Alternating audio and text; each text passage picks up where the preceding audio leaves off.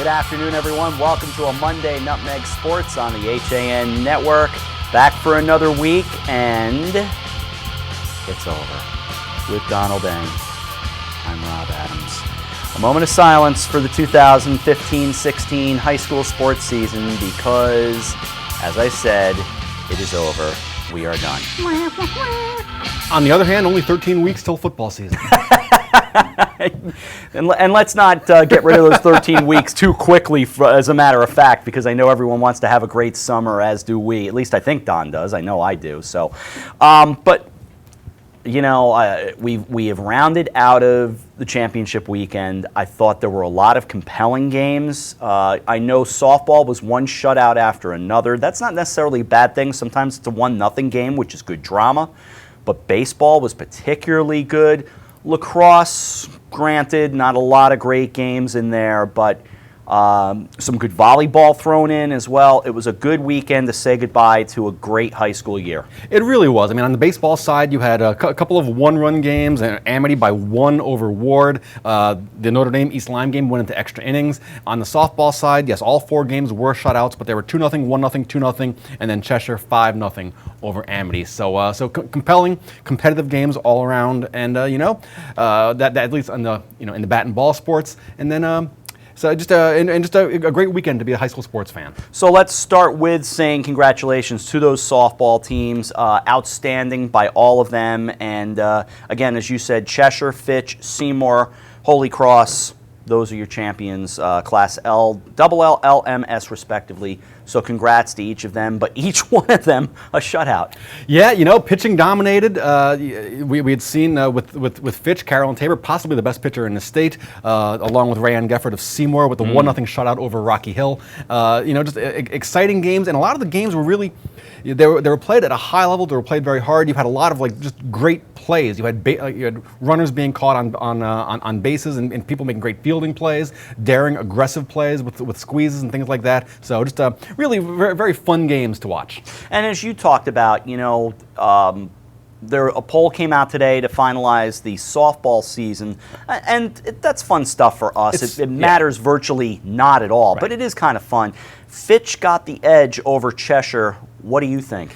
I would have put Cheshire number 1. I mean, you're splitting hairs. Fitch has possibly the best pitcher in the state, and of course in softball that's always big. I thought Cheshire, though, I thought they played a tougher schedule, which matters to a certain extent, at least. But at the end of it, it's an opinion poll.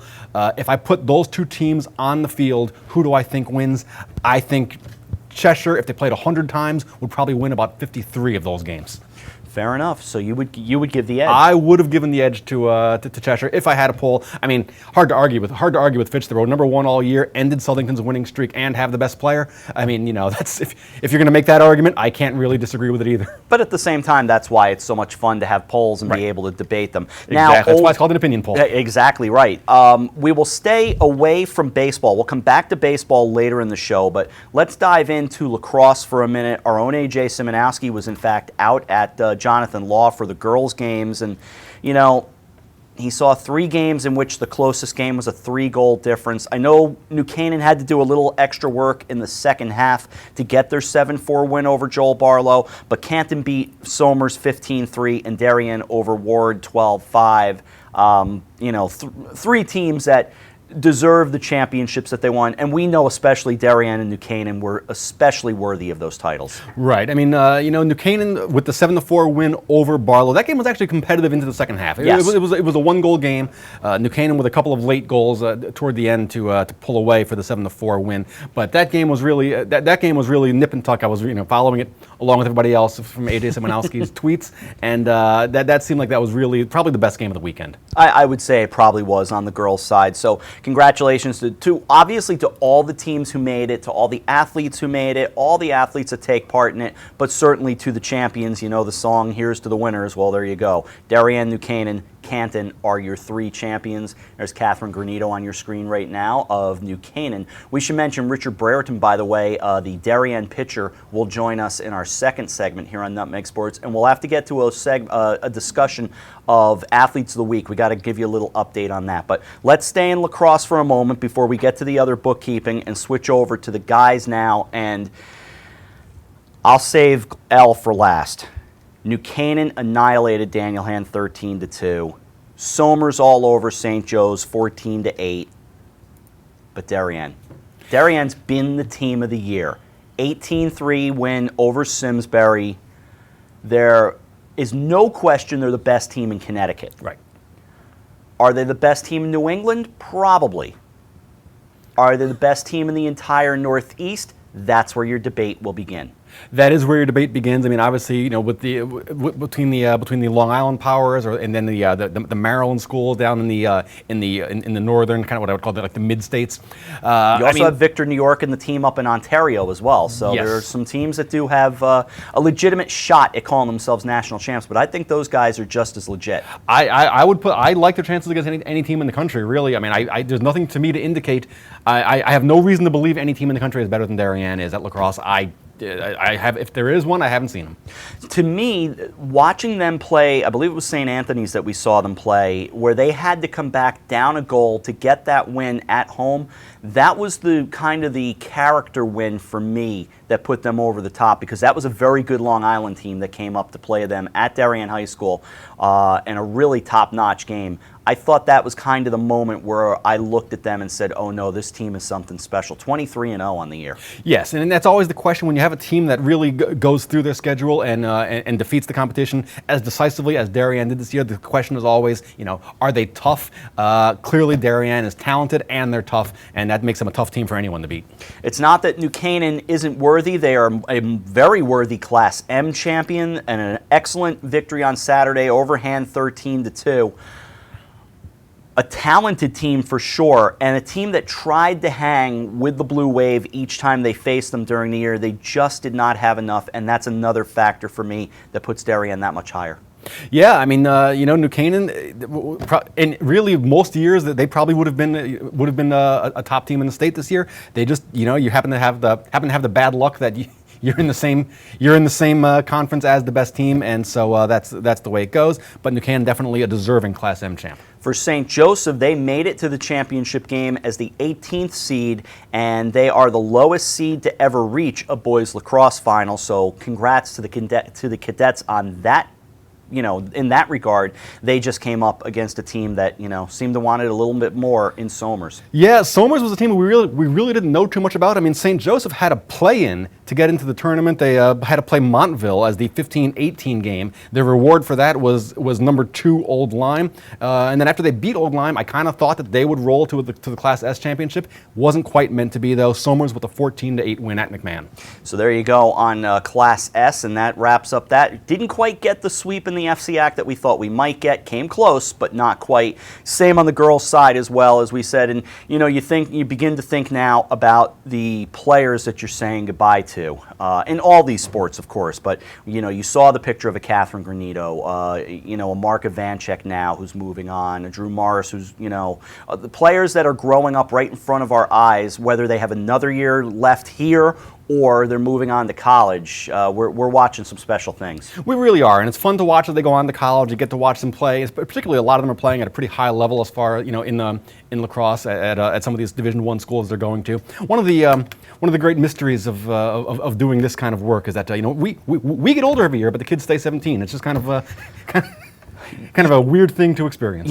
That's so funny you say that. I was talking with Dan Arestia, who did some of the games with us last week here on the HAN Network, and he was saying how he remembers some of the athletes from the late 90s, kind of when I first started covering athletes around here, and we were going back, and I was saying, the first Greenwich quarterback I saw, realizing, long story short, that he's probably 35, 36 by now.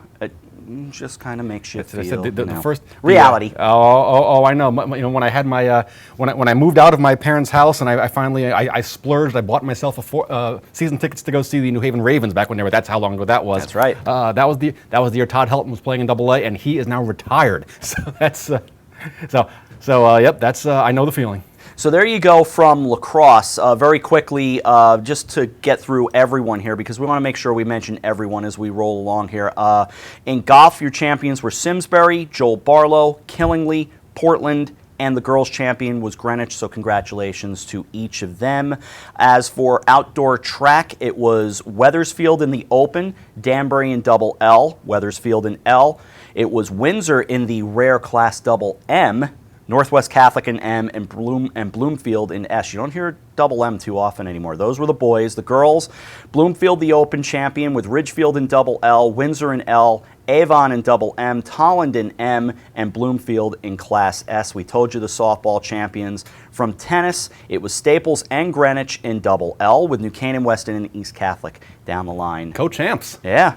Along with the girls tennis championships, it was Staples over Greenwich 5-2 in Class L. Laurelton Hall beat Daniel Hand 5-2, and Weston in Class S defeated Northwest Catholic 5-2. We'll get to volleyball a little bit later, and we will get to baseball a little bit later as well. As we get ready to take a break, one last thing, and this will be in our last segment. We had a few hanging chads and a little bit of a technical malfunction in the Athlete of the Week nominations and voting from last week. We've got it fixed. We're going to do basically a redo. So we will have the voting once again for the previous week, and Don and I will reread the nominees in our final segment of the program. So those that you went to vote on last week, vote on them again so you can get the proper credit out to the Athlete of the Week. And we'll also try to get you some new Athletes of the Week, hopefully before the end of this show. If not today, then on tomorrow's show. We will take a break here on Nutmeg Sports. Richard Brereton will join us right after this on the HAN Network. Had a sports injury or slip and fall that needs immediate care? Coastal Ortho Express Urgent Care gives you direct access to an orthopedic specialist fast without an appointment. Biking, golf, tennis, soccer, whatever the sports injury is, sprain or fracture, Coastal Ortho Express can help. Coastal Ortho Express Urgent Care open Monday through Saturday in the iPark building at 761 Main Avenue in Norwalk, or go to coastalorthoexpress.com. That's coastalorthoexpress.com. Like them on Facebook. It's time to come back to hometown banking, where people are taken into account, not just balances, where community comes first, a place where there's more than one kind of interest, where automation will never replace consideration, where they not only know your name, they know your dog's name too. It's time to expect more. It's time to bank well. Bank smart. Bank local. Bank well. For more than 50 years, Triple S has been Fairfield County's expert service for carpet, upholstery, and drapery cleaning. We provide the best in repairs and in-depth restoration, understanding fabrics and how to properly clean and restore them. Our staff will come to your home to clean your wall-to-wall carpet to perfection. We can also pick up your fine carpets and bring them to our facilities. With locations in Norwalk, Stamford, and Stratford, Triple S will get the job done fast, big or small. At Triple S, you can count on our people as well as our cleaning. Find us at triplesclean.com or 203-847-8000. Do you need help reaching or maintaining your fitness goals? For over 20 years, Mike Pernice has tailored his time and expertise to clients on both coasts whose schedules demand flexibility and accountability. Mike is a certified lifestyle manager and has been called upon to help his clients eliminate negative behaviors such as coping with stress, improving their time management, setting realistic life goals, and cutting down compulsive behavior. If you're ready to start working toward a more energetic, productive, and healthier you, call Mike Pernice. I'm Kate Chaplinsky. Join us for Coffee Break, weekdays at 11 to get the latest Connecticut news, weather, high school sports, and more. News doesn't get any more local than on Coffee Break on the HAN Network. Welcome back to Nutmeg Sports on the HAN Network. Rob Adams and Donald Eng with you, debating serious things such as the musical career of Peter Cushing, which is a discussion for a different time. We're talking 33-year-old pop songs and all that good stuff. But, you know, we can go into other things related. Well, he wasn't British, but how about that for a segue? That would have been impressive had he actually been British. I think he's German, actually. Oh, well. To the phone we go. We will bring in a member of the Darien Blue Wave FCAC Championship winning baseball team, and he was the FCAC Championship game most valuable player. Richard Brereton, the starting pitcher from the Blue Wave. Richard, Rob, and Don, how are you? Good, how are you? Thanks for having me on. Oh, it's our pleasure. Welcome aboard. First of all, congratulations on a great season. I know you guys didn't go as far in the States as you wanted to. When you look back at this baseball season, what are you going to look back on? Well, the FCAC win was huge. We haven't done it in 35 years, and we're really happy to get it done for our coaches. They are so dedicated, and it's a great group of guys to be a part of, and we're going to share this memory for a while. It was phenomenal to watch, and that championship game, I can't even imagine what your nerves were like. For me, I'm standing upstairs in the upper deck calling the game, and my heart's beating. What was your heart doing? To be honest, I had jitters in the first inning, and that was about it. Once the game got going and I started to settle in and I felt good, and we were just playing another game. That's something else Coach preached to us. He said to not let the moment get too big for us, just to go out and play the game like we know how. That's what we did, and we came away with the win. Well, your coach, Mike Scott, who did just a great job, and a Darien guy coming back and getting that first championship in 35 years. And he said that same thing on the field to us the night of the game. He said, it's just baseball, Don. That's all there is to it. It's a simple game. You pitch the ball, you hit the ball, you field the ball. Exactly right. Some cool stuff that we learned about you, Richard. You've got something that's going to happen during this summer. What are you going to do? Yeah, so long story short, I was born in London, lived there for 4 years. And the past 2 summers, I've played a tournament with their national baseball team. And last summer, we played in the Czech Republic. The summer before, we played in Croatia. And this summer, in July, I'm going to Spain to play another tournament with the team. You know, I was trying to pronounce the name of the town in Spain. Is it Gijón? Is that how you say it? Yes, I think that's correct, yeah. Hey, look at me. Not bad. Blind squirrel finds a nut once in a while. You know, I was looking at the roster. It's an interesting mix of players. What do you know about the rest of your teammates? Yeah, so there are some guys who are coming back from previous years. So I know a bunch of players, and we have a good core that's coming back. But these new players are ready to go, and I know we have some talented players from.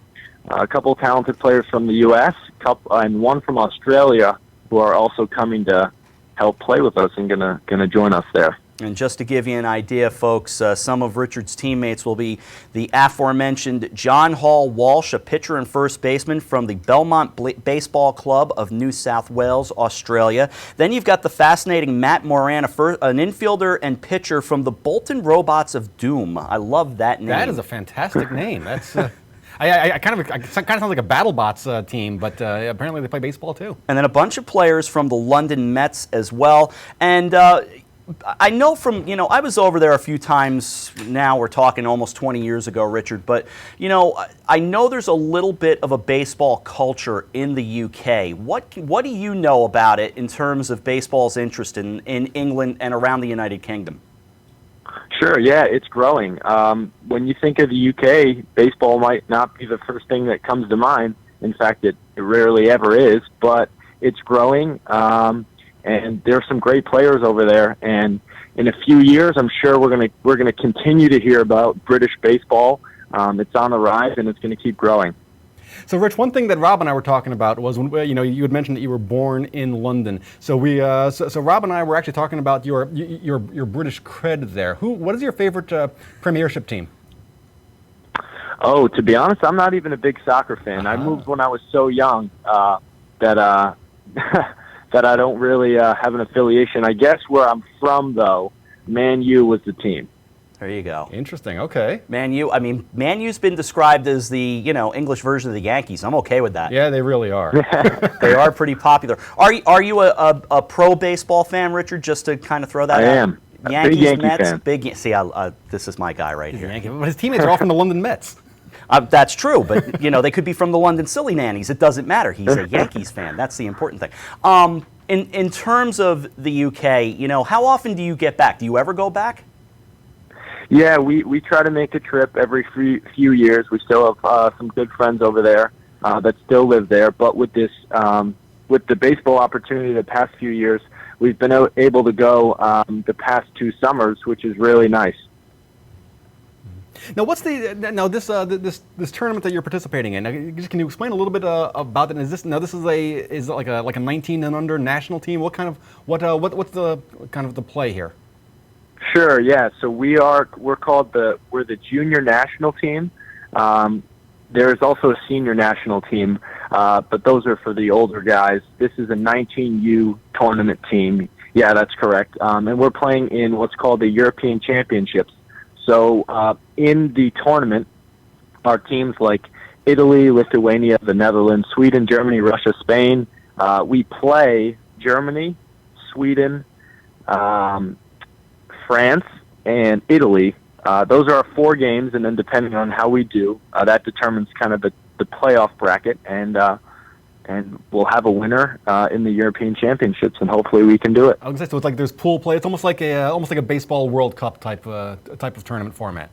Yep, there's some pool play, and then how you do in pool play determines your seed for the knockout round. What's the quality of baseball? How do you compare it to where you play over here? Fantastic. There's some really talented players over there. Italy has some great players. France, the Netherlands. There are a couple kids last year who were being looked at and who actually got picked up by major league organizations, which was crazy during the tournament. So the competition is very good, and again, European baseball is going to be heard about for a long time. There are lots of players in the minor leagues right now who actually played in tournaments like these, and yeah, the quality is very good, and all the players over there could definitely succeed over here. Have you gotten the sense from your head coach of what your role is going to be on the team? Will you pitch, play the infield? Where are you going to be on this team? Sure, yeah. The past 2 years, I haven't pitched as much as I did in high school this year, but I think they may need me on the mound a little bit. I'll be playing infield as well. Now explain to us a little bit here. Now, this is obviously, it was about a 10-day tournament or so, something like that. Because I'm wondering, you're preparing. Yeah. Right. So this is actually, it's going to lead you into kind of your summer season. What's your plan for next year? You're going on to college. Where are you going to be? Yeah, I'm going to play baseball at Emory University. Heading south. Heading south, exactly right. All right, so, and by the way, we should mention, Richard was going to be here with us today, but had to go get his picture taken as part of the All-FCAC team. And again, don't apologize. We're very happy for you, so we're glad you're doing that. We'll get you in studio some other time. But a couple of quick hits we want to throw at you, right, Don? We'll have just a quick second here of fun before we say goodbye. Sure. Rich, favorite British rock band? Oh, the Beatles. Oh, excellent choice. Beatles and a Yankee fan? Oh, please, this is just too easy. Robin end it right here. Favorite fish and chips? Oh, the fish and chips locally in the town I was born in. The town I was born in, Barnes, are pretty good. There you go. All right. What is Bangers and Mash? No, I don't know. How about your favorite site to go visit when you go back to London? The London Eye is pretty fun. Big Ben is also fun to see. There you go. Big Ben. One of those things. Actually, it's like when you say Big Ben, it's one of those things that you've seen in a movie or on TV 1,000 times, and then when you're actually there, it's just kind of stunning. It's a strange feeling that it's your first time there, but you feel like you've seen it so many times, and that's just a great feeling. It's so true. Hey, thanks for doing this today, Richard. We've been trying to have you on for a little bit, and best of luck. Stay in touch. We want to know how you do over there, and we'll have you on again. All right. Thank you guys so much. Our pleasure. Thank you, Richard. All right, bye. All right, Richard Brereton of Darien, the Blue Wave, and now of the Great Britain baseball team. It's sausage and potatoes, Rich. He doesn't live there anymore. Ah, well. We'll take a break and we'll come back to wrap up Nutmeg Sports. We've got to do Athletes of the Week, get you some baseball stuff. Probably going to stick our toe into a little bit of overtime on this Monday edition. We're back right after this on the HAN Network.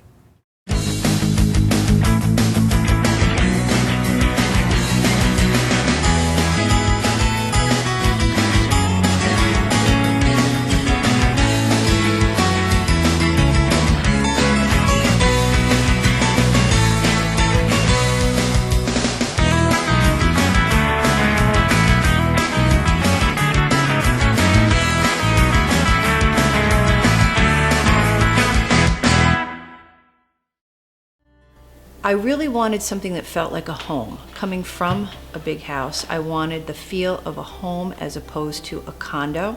My property taxes on my single-family home were close to $20,000 a year.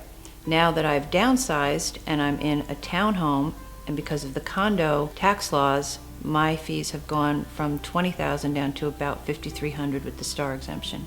There is no other townhome that compares in the area. This is where I want to be. Alberto Londano Professional Painting, Wallpapering, and Carpentry has been serving Fairfield County for over 20 years. Based in Norwalk, Alberto takes pride in his work by offering you only the best quality service and products. Call Alberto today to get a free estimate and be one step closer to a new and exciting home makeover. 203-866-9635. Walter Stewart's Market in New Canaan is your time-saving local shopping destination for the best of spring. Find many of your favorite products, from great specials on everyday items to the freshest organic produce, artisanal cheeses, and grass-fed steaks. Drop off your knives to be sharpened, grab a beautiful bouquet of spring flowers, and stop in next door for a wine tasting. Plus, their personable staff is always ready to lend a helping hand. So stop in to Walter Stewart's Market, 229 Elm Street today, or shop online at stewartsmarket.com. I'm John Kovach. I'm a newspaper editor. I'm a high school football coach. I'm a television presenter. And I want you to love fishing as much as I do. Tune in to Yankee Fisherman, Thursdays at 1 on the HAN Network. It's like going to the tackle shop without leaving your office. Welcome back to Nutmeg Sports. I'm Rob Adams, Donald Eng to my left, Eric Gendron directing today. Now, last week we had a bit of a technical snafu on Athletes of the Week, so we're going to redo that vote and allow you to vote once again for these athletes. These are for the week prior to, we would have read them last Monday. In fact, we did read them last Monday. So Don and I are going to go through the nominees again, a quick read of them all, just so you know who's who, and we'll let you get off to voting. So we will start with the boys' side, and we'll begin with Kenny Brill of Staples Volleyball, 46 assists, 10 digs. The Wreckers win in Class L. Justin Clark, New Canaan Golf, shot an even par 71 to win the FCAC Individual Championship. Mark DeLuca of West Hill Track and Field, a Class LL record in the pole vault at 14-8. Jimmy Evans, St. Joseph Baseball, 4 for 4, 3 doubles. Cadets beat Suffield. Justin Ford, Brian McMahon Track and Field won the long jump and took second in the triple jump. Greg Gatto, Ridgefield Lacrosse, 4 goals as Ridgefield beat Staples in the Class L quarters. The duo of Justin Lord and Henry Murphy of Wilton Tennis, capping off a dominating season, capture Class L doubles title. Reese Maniscalco, Ward Baseball, pitched Ward to a 3-1 win over Xavier.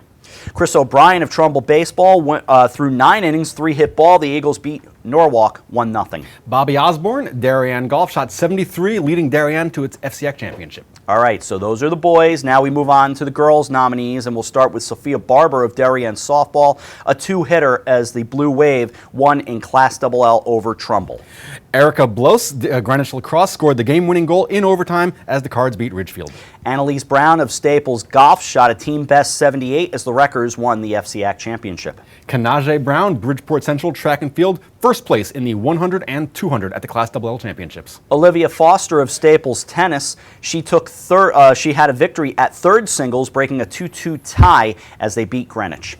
Catherine McAvoy, Greenwich Golf, won the league's individual title, shot 73 at the FCAC championships. Robin Pelletier, St. Joseph Lacrosse, 4 goals. The Cadets beat East Catholic 16-8. Nicole Williams, St. Joseph Softball, career hit number 100 while also pitching a shutout. St. Joe's beat Griswold. All right, so there you have your Athlete of the Week nominees. That's for Week 9, so that'll be up at HAN.network. Get to voting. Don and I will announce them on next Monday's program. We'll also have some new nominees for Week 10 for you as soon as possible. But let's spin over to baseball now. Curveball there, Don. Let's get to baseball. And we saw some pretty good baseball over the weekend. Sometimes you see some stinkers. This was not a stinker of a weekend. Other than the weather. Well, there was the weather problem on Saturday. We'll get to that in a moment. But, on Friday night, for instance, we should start there because that was a wonderful game in Class M. And look, talk about living the dream. We've all done it. We've all been that kid who wanted to hit the walk-off home run. Can you imagine? I think Eric's got it all set to show you. This is a walk-off home run for Walcott in the state championship game. Have a look.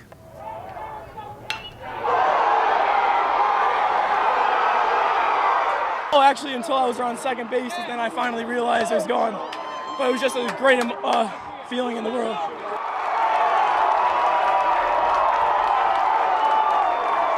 Our thanks to Fox 61 for that video, and really cool stuff. Ray Bartoli with the 1-out, 2-run homer. I love it. Gave me chills. Wasn't that great? And the ball, and I love the ball framed against the black sky, because it's not like a major league park where there's like 1,000 lights in the stands. You just saw the ball into the trees, almost like a Field of Dreams moment. Yeah, almost. Or if the light stanchion's a little higher, maybe you got a natural moment, little Roy Hobbs. But maybe, actually, if the light stanchions were lower, yeah, maybe well, okay.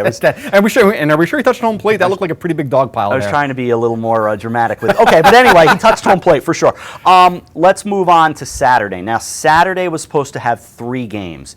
Game number 1 was Class XXL. Sean Saylor and I were at that one, in fact, to watch Fairfield Ward take on Amity. Could the Mustangs knock off the Amity Spartans? I want to spend an extra minute on this game, simply because we knew rain was coming, Don. Everybody in the ballpark knew rain was coming at Palmer Field, and yet whoever's in charge, I'm not making any assumptions and I'm not making any accusations, they let the game start. It's raining before first pitch. The Mustangs come up empty with a couple of hits in the top of the first. Bottom of the first, Reese Maniscalco goes out to get to work. He slips early in the bottom of the first inning. The rain is clearly impacting him. Now, I'm not saying that's the reason that he allowed 3 runs, because he still, grooved what was an 0-2 pitch to Eli Oliphant, the opposing pitcher, that turned into a 2 RBI double. So I understand that. But when you're seeing players slipping, that rain is coming down so hard, it seems to me like they never should have thrown first pitch until the showers got out of the way. I was surprised they got that game started. I mean, they got it started, and then once they had started in the rain, to then pause the game in the rain and go into a rain delay. That's kind of unusual also. Usually if it starts to rain while you're playing, they'll put the tarp on the field. But if they start a game in the rain, they usually continue and just keep playing. In this case, it started in a steady rain, and then it kind of became a hard rain, and then the floodgates just opened. 1 hour and 47 minutes. Or 46-minute, depending on who you were. That's how long the rain delay was. Thank goodness they've got the overhang there, so many of us were able to stay dry. And they kept telling you leave the ballpark, you're not allowed to come back. So you had to find some way to stay dry at Palmer Field in Middletown on Saturday for this baseball game.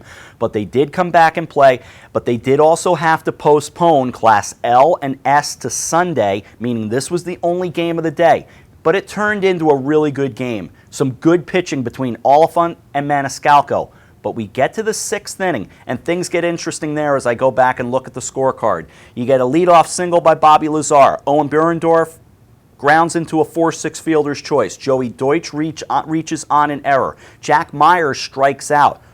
2 on, 2 out, a 3-1 pitch to Giacomo Brancato. Let's take a look at how that went.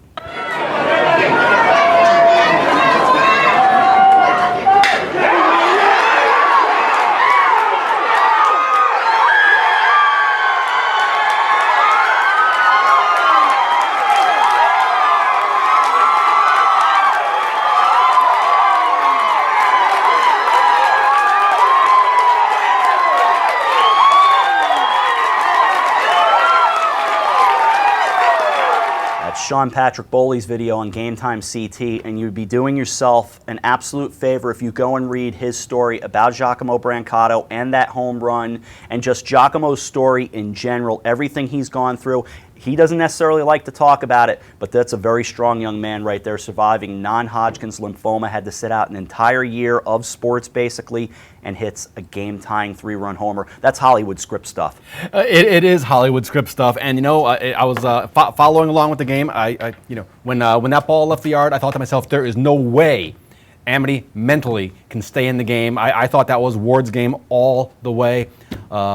Unfortunately for Ward, it didn't quite work out that way. Reese Maniscalco pitched his heart out, 6 innings, 3 runs, all earned, 5 hits, 4 walks, 5 strikeouts. I knew I kept score for a reason, but we went to the 7th, and on came the other ace, John Natoli. It's a 3-3 game now, bottom of the 7th inning, and unfortunately, a leadoff hit batter by Chris Winkle, who then tries to steal. That turns into a wild pitch. On to third he goes, runner at third, and nobody out.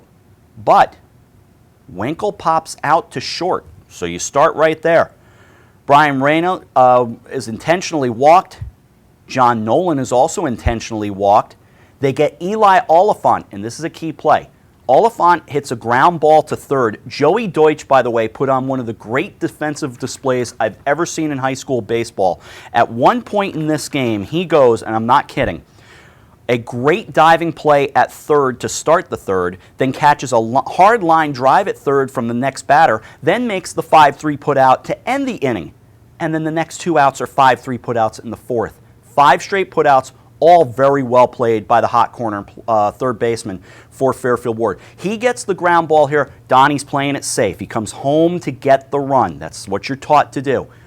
At that point, the thinking is don't throw the ball around and run the risk. And Danny DiBartolomeo, the catcher, elected to not try to get a double play. They only got the out at home. That stopped it, but that still left the inning open. It's interesting to debate it. I think, from being smart, you're glad he held on to the ball. Right. I mean, take the sure out. I mean, had he tried for the 5-4-3, he could have done that. Or even the 5-2-1. Or the 5-2-1 on the on the relay, basically from the catcher to first. Either one of those would have been a spectacular play. They opted to just get the out and then take your chances with the next batter rather than or the 5-2-3. Yeah, 5-2-3. Right. Rather than trying to make the spectacular play, get the out. Sound strategy. But it doesn't always work out. Keep in mind in that spot, you've got the throw coming home, you've got a runner coming home. Now he has to get a throwing lane as DiBartolomeo, the catcher, to throw down to first to get that because there's a runner in between him and the first baseman. It's a dangerous play. Ball can easily skip away, and a championship could have easily been won right there. The thinking is you've got a good pitcher, and Natoli's a terrific pitcher. He battled his way through an at-bat with Max Sheps. At one point, my memory is that he had a 2-1 count and broke off, I think, a curveball. Again, this is my memory now. It was very close. Umpire called it ball 3. 3 balls, 1 strike, according to my scorecard. How did the final pitch go? Let's go back to Eric Gendron.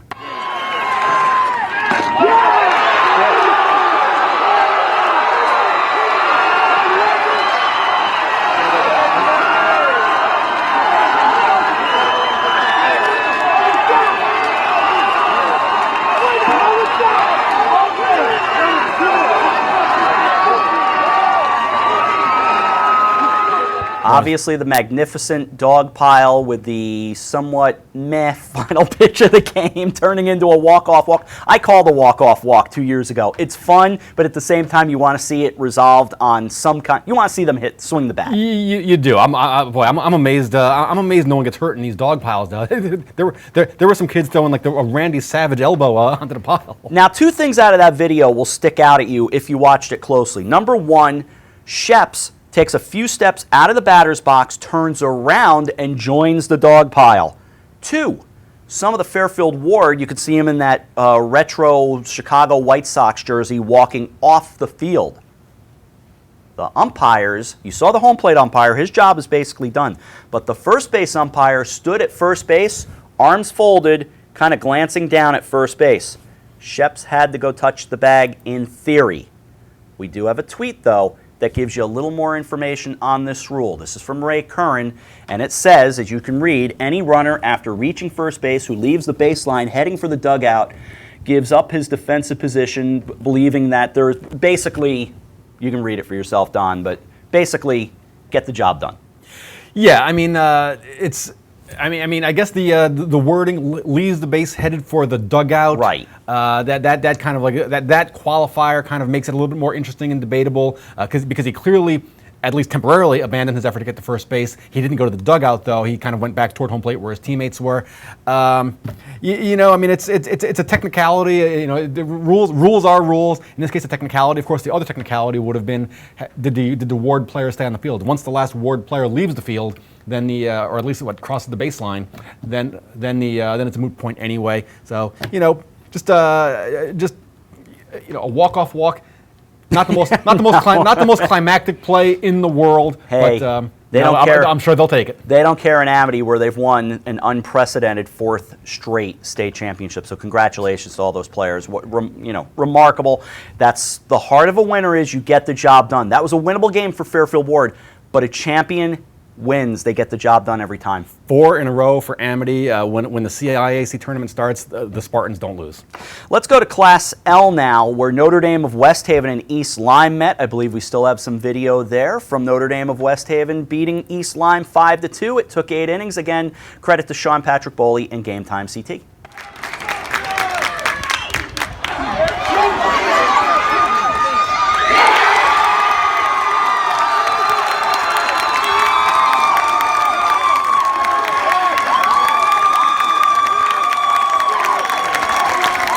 So congratulations to Notre Dame of West Haven, a 5-2 win over East Lyme. And I'm very happy. Look, I like Morgan's uniforms. I loved it, yeah. And I know they're right there trying to win a championship of their own. But I can't help but be a little happy for St. Paul Catholic, who last won a title in 1971. And you know what? How about the Naugatuck Valley League? You know, they get criticized, in certain quarters for strength of schedule, things like that. So there were 8 bat and ball sports crown champions over the weekend. The NVL with 4 state champs: Seymour and Holy Cross in girls softball, St. Paul and Wolcott in baseball. So tip of the cap to the NVL. And we finish things off with a mention of volleyball as well. And once again, as good as Darien is, and we saw them in the regular season against Ridgefield, Darien looked like the team to beat. Ridgefield, though, in the postseason got it done. Congratulations to Ridgefield, a 3-2 win over Darien. They won 15-9 on Thursday in the final set, while Joel Barlow fell to South Windsor in Class M. So congratulations to South Windsor. Scores of 25-20, 25-22, and 25-18. And those somehow are all of your spring champions. We mentioned them on this show. Yeah, that's it. According to my count, I've got them all right here. So we are back with you tomorrow for what we look forward to being another outstanding edition. But Rich Brereton was great today. I'm glad we talked to him, and more stuff to do later in the week. Yeah, a great player, good kid. It's enjoyable when you get to see these kids have just great experiences. I mean, it's one thing to play high school baseball, but to play an international baseball tournament in Spain, representing the country where you were born. That's just a special kind of experience. And the athlete of the week for week 9. That poll is all set thanks to Mario Recupero. He's got the poll up and running, so get to voting for week 9. Get that off and running. Don and I will tell you who won next week on Nutmeg Sports. It feels strange. I know we'll have a schedule for you, and we will very soon. So some Legion baseball, some Grip It and Rip It stuff coming up. So exciting stuff, not only sports-wise, but outside of the studio, some other stuff as well here in the summer. But it feels weird right now to have no game to talk about. Yeah, well, but the good news is there will be. There will be. And football schedules are all out already. So take a look at those as well. We'll talk more about them when we have time. That'll do it for Nutmeg Sports. Thanks to Richard Brereton for coming on this edition of the program. Thanks to Eric Gendron for tickling the ivories across the way. For Donald Eng, I'm Rob Adams. Enjoy your afternoon. We'll see you tomorrow right here on the HAN Network.